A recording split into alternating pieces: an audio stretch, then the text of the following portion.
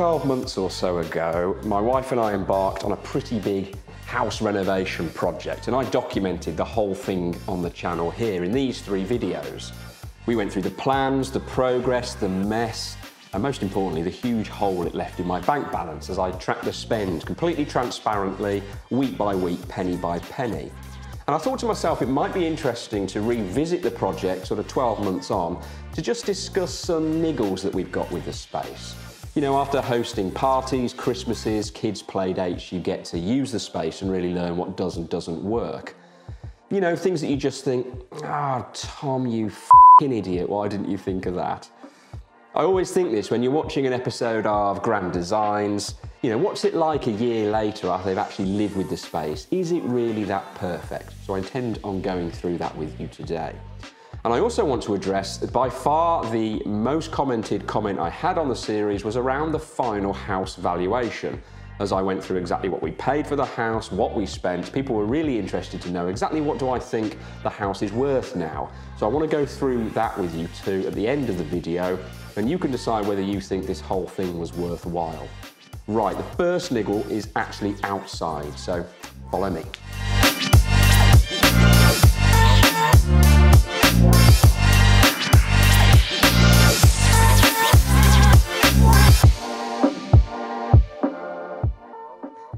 Remember that patio we had done at the end? Here's what it looks like on the grand reveal episode. Well, introduce a wet winter, a dog, a couple of kids, and here's what it looks like now.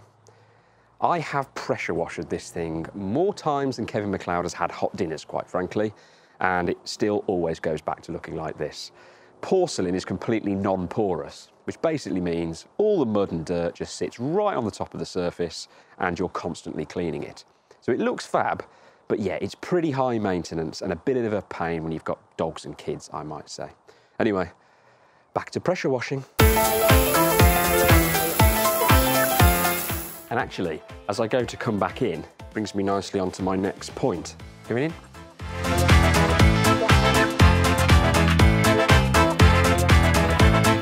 I'll explain what the problem is when we get inside. Right, so these doors look great, right? Especially when they're open, sun is shining on a day like today, great.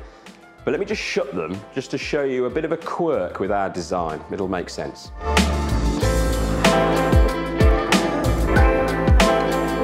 When you have 4 panels in a bifold, as an even number like we've got, you don't get a lead door.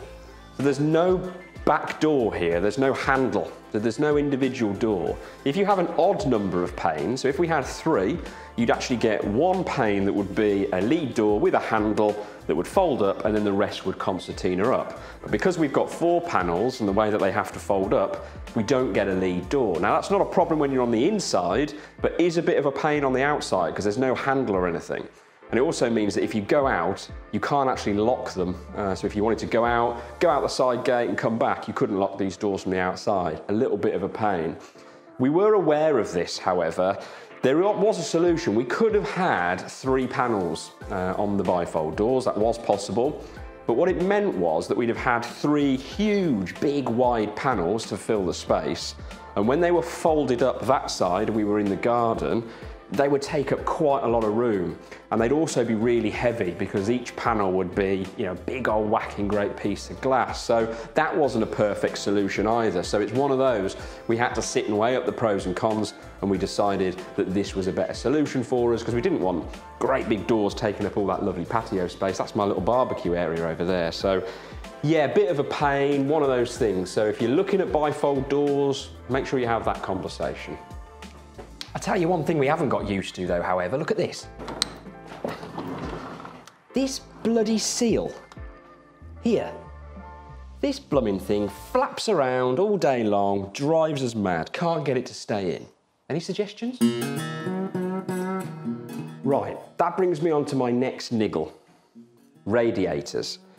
On the original set of plans, we were meant to have 3 radiators. This one, another big designer one over there, and there was another one on a wall just further round. When the plumber came to do the radiators, he said to us, "Oh no, my God, You'll melt if you have all those radiators, and seeing as I don't want to melt, I decided to take his advice and we got rid of one of the radiators, so it was just capped off behind the wall over there. And we didn't think anything of it. The build was finished around summertime, so for some months, not a problem, until the weather cooled down and we realised this room was freezing. Oh well, at least no worries about melting, just meant I had to eat my breakfast with icicles hanging off my nose. So I called the plumber, thinking we'd have to put another radiator on that wall and go back to the original plans and have 3 radiators. Not too much of a big deal, the pipes are just there capped off. However, you are now looking at a master radiator balancer. My plumber taught me a new skill. Basically, the long and short of it is, and I'm sure there's loads of you that know about this kind of thing much more than I do, these big radiators were on the end of the run. They were tacked onto the end of the existing heating system on the house. And because water always wants to find the path of least resistance, it basically wasn't getting anywhere near these radiators and was just blasting around all the others. So we had to restrict the water flow to all the other radiators in the house. So after weeks and weeks of me tweaking, driving my wife mad, going around with my little pair of pliers and constantly tweaking and messing with radiators, I finally got it right, and I am pleased to say that this radiator now gets nice and hot along with the other one, and this room is the same temperature as the rest of the house. Hooray. While we're talking about heat, it's absolutely freezing in here. This is the utility room. Now there's no heating at all whatsoever in this room. It's only a little space. In the old utility room, there was like a little naff fan heater thing that we never used, so we didn't bother putting anything in here. So it does get pretty cold because that's the garage. It just means you fill the washing machine up a bit quicker, so it's all right. But while we're on the topic, if you remember, we had a double garage before with this house, and we converted one complete side and a bit of this. Where I'm stood now is actually part of the old garage. So let me show you what's left in terms of garage space, because that is one thing people were concerned about. Loads of space, look, for your stuff. I mean, look, they're only full of crap anyway, aren't they? So it's about 3/4 of a single garage, and it's plenty of room for our stuff, and the boiler's in here, so it works fine. There is one problem though, the loft hatch was moved, and let me bring you on to my latest niggle, because I fell through it.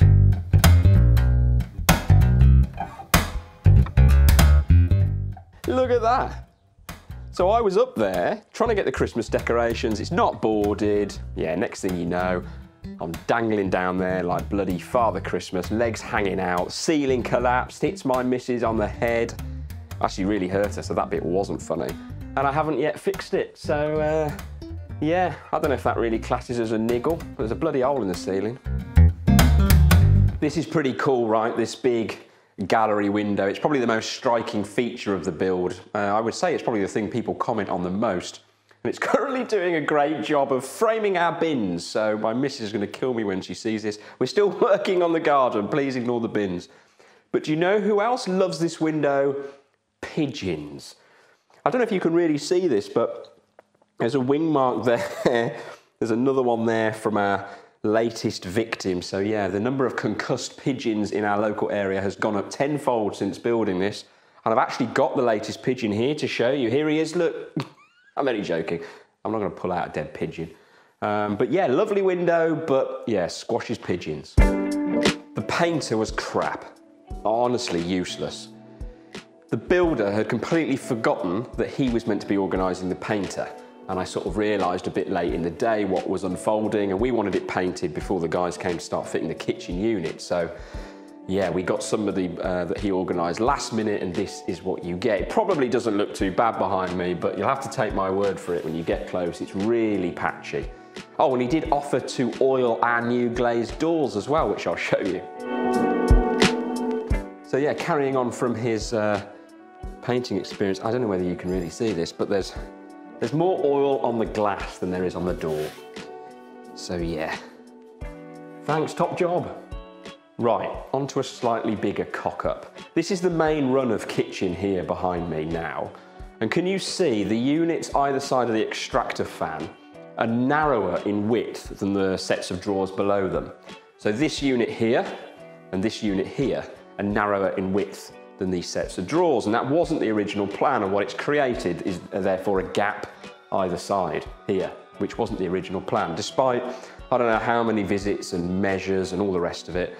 Something to do with decor edges and I don't know. But basically, the original sets of planned cupboards didn't fit.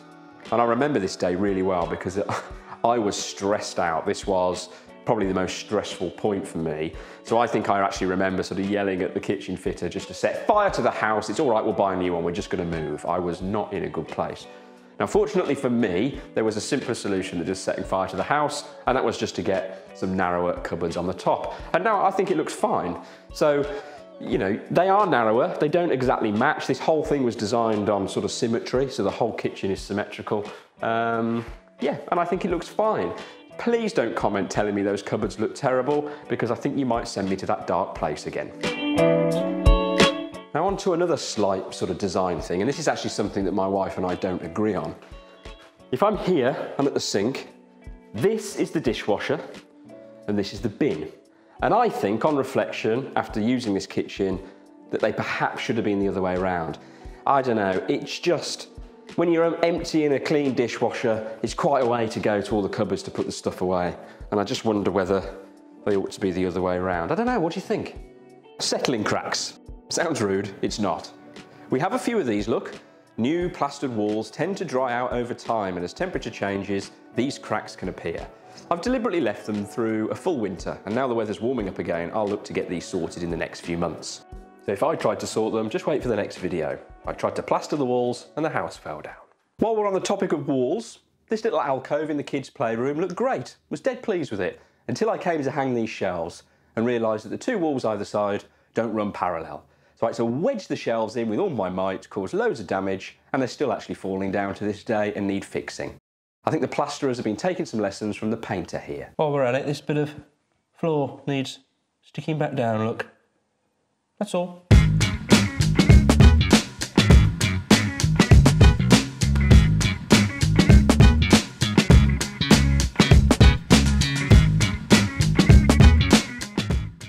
We are dead pleased with the space, to be honest with you. It wasn't without its stresses, I'm not gonna lie.